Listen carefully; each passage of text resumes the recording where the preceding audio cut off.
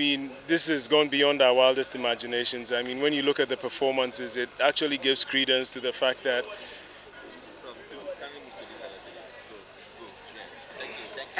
it actually gives credence to the thought that we had at the beginning that our athletes need a lot of competitions for their best to come out. And I mean, I'm looking just at the 100-meter times that our girls run today: 11:7, 11:7, and 11:8.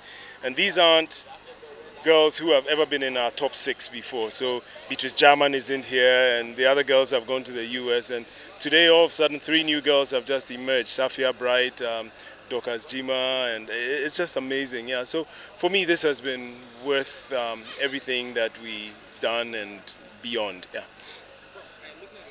Mm. Mm.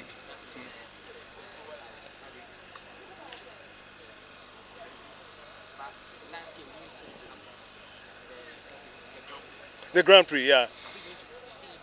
Well, I think Grand Prix really has been sort of ravaged by the economic circumstances in Ghana. The Grand Prix takes a lot of money. I mean, when RLG helped us in the first year, I think that first year we must have spent close to $200,000 because remember we brought athletes in from 12 different countries, and when you're bringing international athletes, you also have to, in addition to paying their airfares and their hotel bills, and you also have to give them an appearance fee to show up.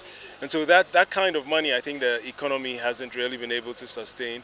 I think RLG did really, really well for us 2 years in a row, and then 2013 hit, and I think 2013 was when the economy went south a bit. And so we're hoping that as things improve, I think next year our athletes will get an opportunity to show how far they've come over the last 4 or 5 years at the Olympic Games.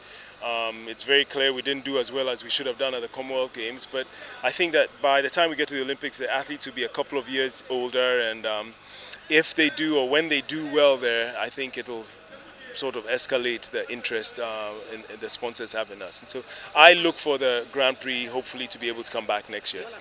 Mhm. Well, it's the times. I mean, I think in January 1st, we put out our qualifying standards. And once those standards are out, none of us gets an opportunity to select. The selection is done by the athletes now, in the sense that once they run or jump the qualifying standard, they're on the team. And so it's not an issue of picking them from here. If they're here and they make the performance, they will be on the team. Last year we had a number of them: Solomon Afol and quite a few others made the Commonwealth Games team. And this year, if they make the selection, if they make the times, they will be in the selection. Yeah. How many do you have at your disposal to send? We were given a quota of 25 for athletics, 15 female, 10 male. So far, I think we've been able to qualify before today, because I don't know how many qualified today. I haven't seen the official results yet, but so far I think we've been able to qualify 15 or 16 athletes, and so there's still time to qualify a few more. We have 6 or 7 weeks before the All Africa Games, and so I'm hoping a few more will qualify. Yeah. And will the finals in Tamale also serve us? Oh yes. I mean, it still falls within the qualifying window, and so I'm hoping that people will be at their best there. The beautiful thing about the Tamale competition is now we finished the preliminaries, for lack of a better word. We will look through the results and select the top 8 in every single event, and so Tamale won't be a heat and finals. Tamale won't be a situation like today where we have to start at 9 a.m. and finish at 3. Tamale will be straight finals in every event, and so Tamale, last year's Kumasi competition, I think was over in 2 hours and 15 minutes because there's 16 events and every single one is a final. I think the same will show for Tamale. And each of these competitions, the 3 that we've had, athletes get 10 points if they win. The finals always has a double point allocation, and so if you win in Tamale in the 100 meters, you get 20 points. And so even if you are 3rd or 4th in the rankings right now, there's an incentive to win in Tamale because it can catapult you up the rankings. And generally, I expect that to make the kids run much, much faster in Tamale than they have here. Also recognize that this was the first time they've come off grass, and so Tamale will be a step further than this. Yeah. Finally, yes. GOC president, not the Athletics Association president. GOC president, the last time we saw him at that home. Do you have any targets? Well, for me, I mean, nobody will ever get me to predict how many medals we expect our athletes to get. When I used to be an athlete, I always tell people that nobody put more pressure on me than I did on myself, and so there's no need adding to the pressure that the athletes are putting on themselves. I can tell you that we have, I think the last time we counted, which was about 2 or 3 weeks ago, we had 29 athletes ranked in the top 20 in Africa.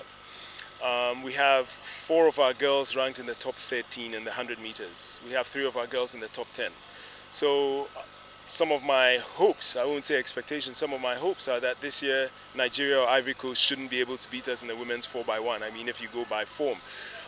But all of that requires us to have the funding that is required to get them ready. The kids have shown that they have really good, they're in good form, they have really good times that they've registered. But the last 2 months to the All Africa Games is going to really require funding that puts them in camp, gives them 3 square meals, makes sure that they have a physio available, medical care that they need, coaches there with them.